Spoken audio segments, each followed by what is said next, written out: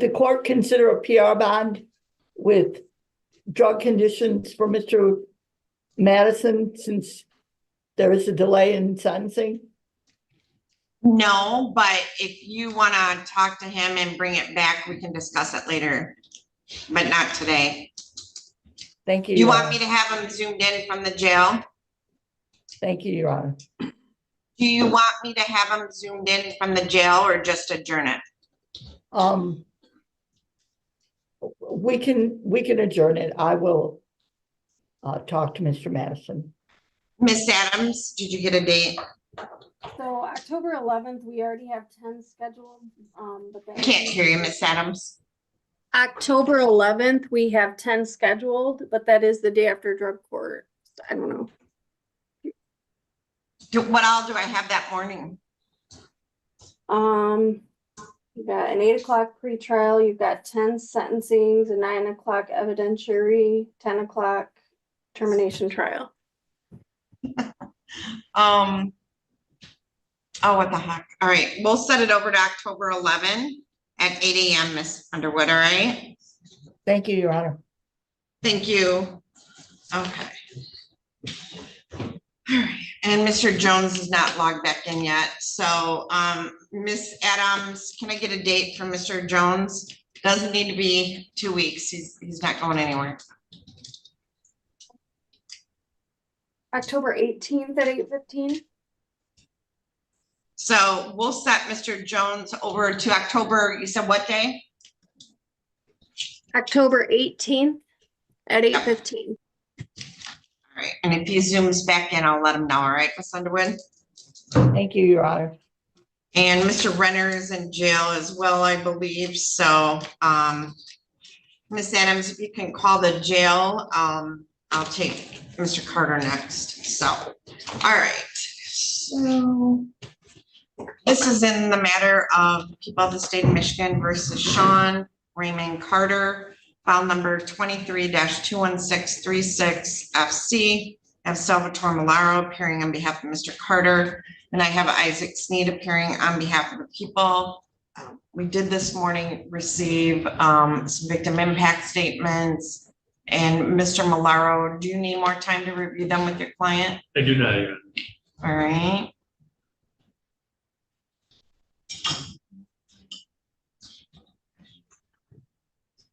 Second one.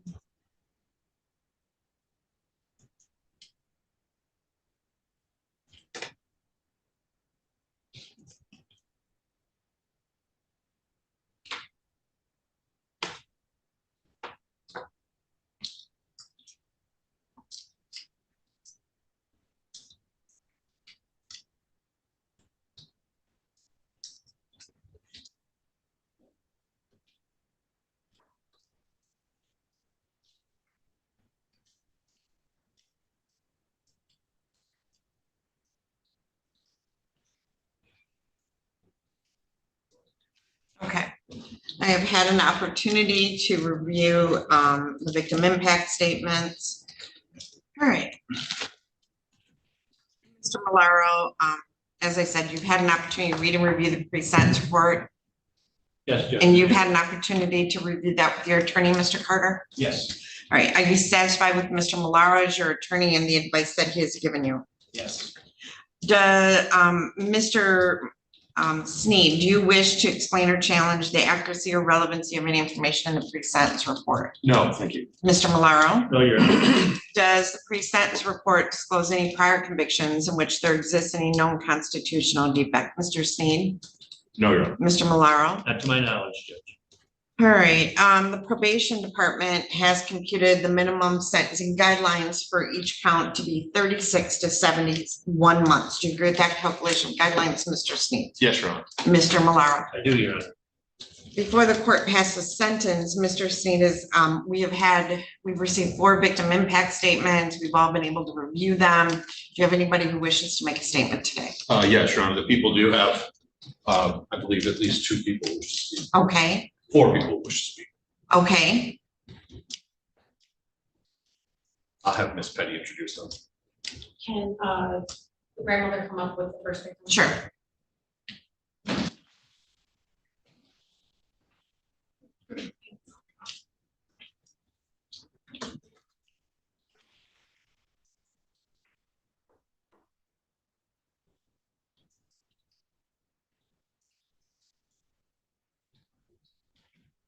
you're gonna go stand right in the middle of the two attorneys. And, okay, so you gotta look at me. See that microphone right there? I need you to speak loud enough and my bailiff's gonna come move it, so it's a little bit closer to you, okay? And then, because we have to record this, I'm gonna need you to speak really loudly for me, okay? So can you say your full name? Emmeline Anna K. Carter. Okay, can you hear that, Ms. Spade? Speak up. You're gonna have to speak up louder, and I'm so sorry, I know this is a difficult time, but you have to speak loud enough, we can record it, okay? Emmeline Anna K. Carter. Very good, all right, so now you can read your statement. And you gotta read it loud for me, okay?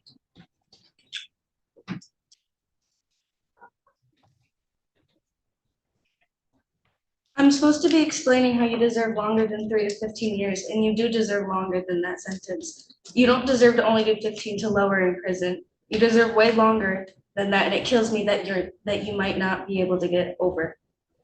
And it's not okay for this kind of sentence for someone who has physically, mentally, and emotionally abused me and my whole family for half my life. You have made me think that my life isn't worth living and you deserve to live with that feeling for the rest of your life. I did love you before, but to now look you in the eyes and to think that I used to call you my dad is sad. In my opinion, this whole situation is, and I have to live with this feeling for the rest of my life because of you. So no, I don't think that you deserve 3 to 15 year sentence. You deserve longer than that, than the term you're supposed to serve. I want you to go to sleep at night and just know that you have ruined everything between your daughter and you. You will never be my dad again. And I'm sorry that this is the way I feel for you, but I don't know why I'm sorry. Many people have told me that I shouldn't feel sorry for you, but I am, and believe me, I hate feeling like this against you. But then once upon a time, you were my dad. You were my best friend, but you broke me, and I will never forgive you. I will never understand how you could do this to someone, but I will understand what, but I will never understand why. And that's the only thing I want to answer to is why. I would used to think that any relationship I got in, there would always be that one thought in the back of my mind. What if he's going to be just like my dad? And I pray that I will never find someone like you for me or anyone. No one deserves what you have done and put people through. So no, I don't believe that you get 3 to 15 years. Thank you very much. Okay, ma'am, are you gonna make a statement too, or? I can make it for my other granddaughter. She Okay, doesn't want to speak. She's Okay. afraid. all right, can I have your name, please? My name is Virginia Shuddy, Okay, and I'm speaking for Cheyenne Blaho. okay. It's okay. She said that I think he belongs in prison because he hurt me. He always hit me and took advantage of me. I never trusted him from the start because he would always yell at me. He constantly told me things like I was a failure and I couldn't do anything right. I knew something was off about him, but I wasn't strong enough to say anything about it. He kept threatening me by saying he would put me in the hospital and tell my mom I had bad grades at school. He would always bribe me to do sexual things with him by giving me money or threatening to put me in the hospital. He forced me to do oral and anal sex to him. He would physically abuse me, emotionally abuse me, and verbally abuse me. He also used to slam me against the stairs to get his way with me.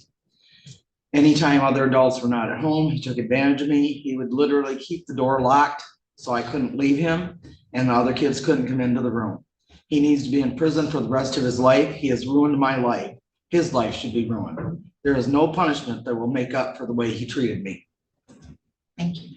Thank you very much. We have somebody else? Yep.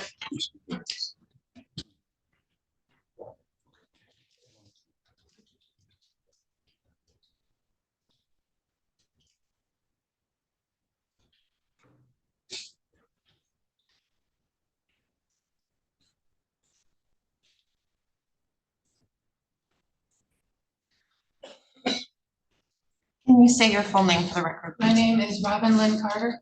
All right, Ms. Spade? Our children and I were going through a very rough time as I was suffering from interstitial lung disease. My daughter and her cousins told us 2 months after he moved out of the house what he had been doing to them. He had threatened all of them that he would put them and all of them brothers in the hospital if they told anyone.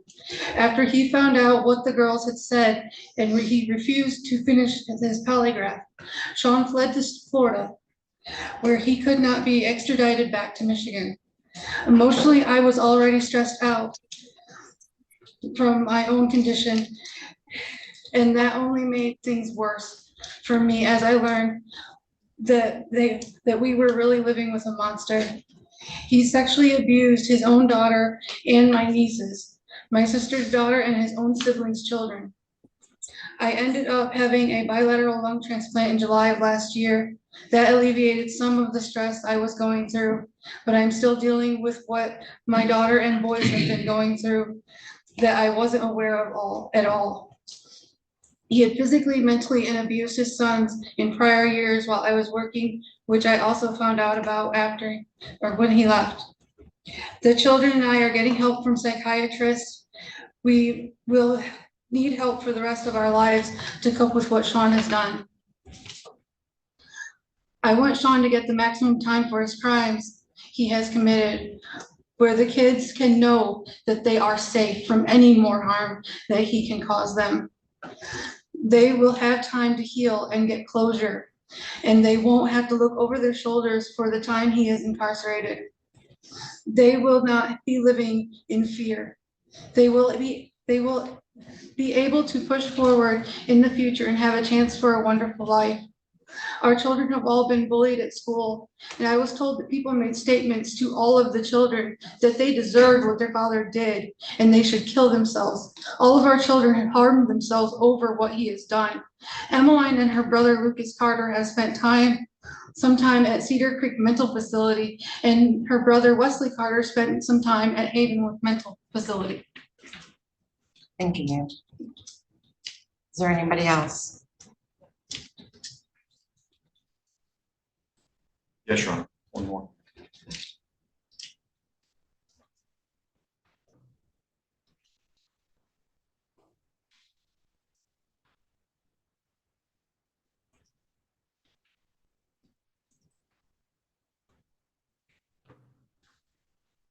Step up to the podium, and what is your name, please? Tanya Vallejo. Okay, thank you.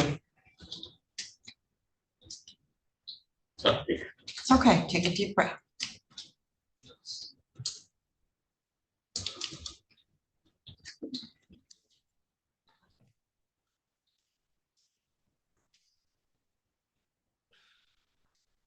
My child and my nieces have having to suffer and relive the things that have happened to them by someone who should have been a safe place for them.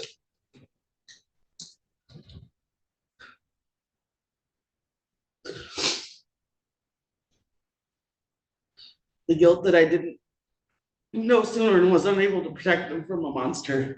These children mustered up the courage to tell us about what happened only once they were sure they were safe from the threats of harm. In tears, they confided in us.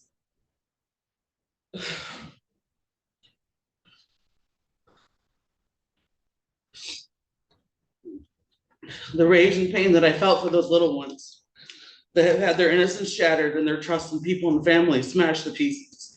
They will forever have to live with the actions of this monster, even if they somehow manage to learn to cope with it. Even with years of therapy, they will never forget.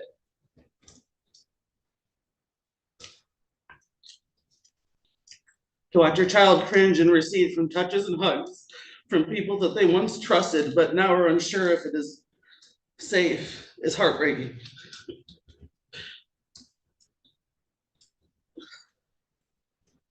To watch my child want to be anything but themselves because they feel vulnerable and weak. They feel worthless and broken to the point that I have had to talk them out of harming themselves more than once. To mend the damage done will take a lifetime.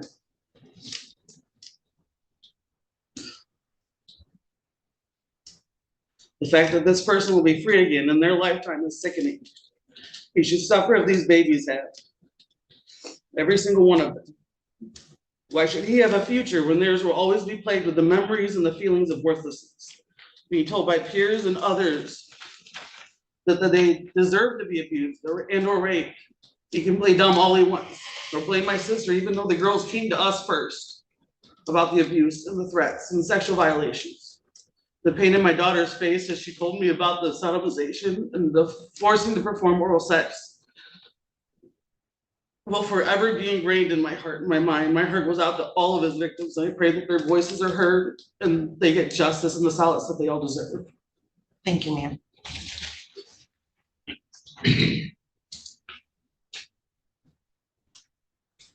No one else? No, thank you, Your Honor. Okay.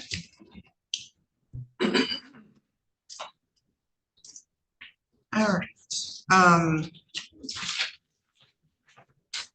Mr. Sneed, is there anything you wish to say on behalf of the people? I have nothing additional to the victim's answer. Thank you. All right, Mr. Malaro, anything you'd like to say on behalf of your client? Judge, just to, point out what the court probably already knows from the pre-sentence report. Mr. Carter has a very minor criminal history, does have a fairly extensive juvenile history. This has been a difficult case. This is clearly obvious for all parties. And there's been a kill of brew agreement, and obviously we'd ask for the foul kill. Thank you. Mr. Carter, anything you want to say on your own behalf? Verbalize that for me, please. No. Judge, we didn't pick him up. I'm sorry, We did not pick him up. can you say that again? No. Okay. In determining the appropriate sentence in this case, the court has considered the seriousness of the offense, your history, the principal proportionality, the statutory penalty, the cost of confinement, the sentencing guidelines, the report and recommendation of the probation department, as well as what has been said upon the record at this hearing.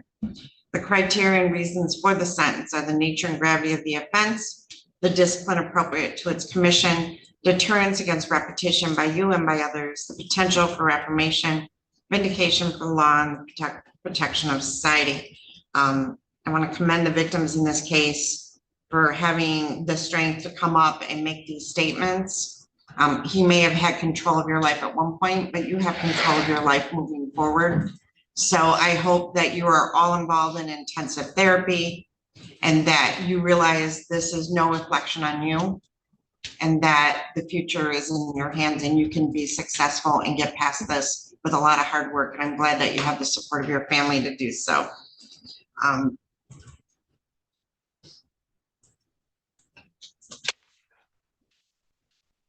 So on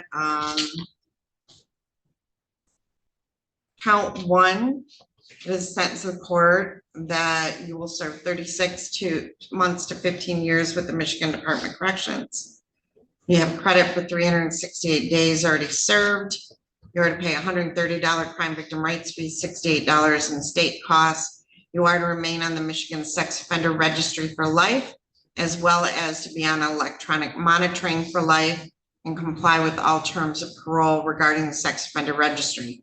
You will have no contact with any of the victims of this case directly or indirectly. On count two, sentence the court that you will serve 36 months to 15 years with the Michigan Department of Corrections, again with credit for 368 days served. There is $68 state costs on count two. And again, you are to remain on the Michigan Sex Offender Registry for life and also to be on electronic monitoring for life and to have no contact with any of the victims directly or indirectly. Now, my bailiff is going to hand down to you your notice of right to appellate review. You do have the right to appeal this sentence. We're going to ask you to initial and date one copy, and we'll show you where. The other copies are for you, and if you wish to appeal your sentence, you would fill out the forms and give them either back to the jail today or the staff here today, or mail it to the address listed on the form within 42 days.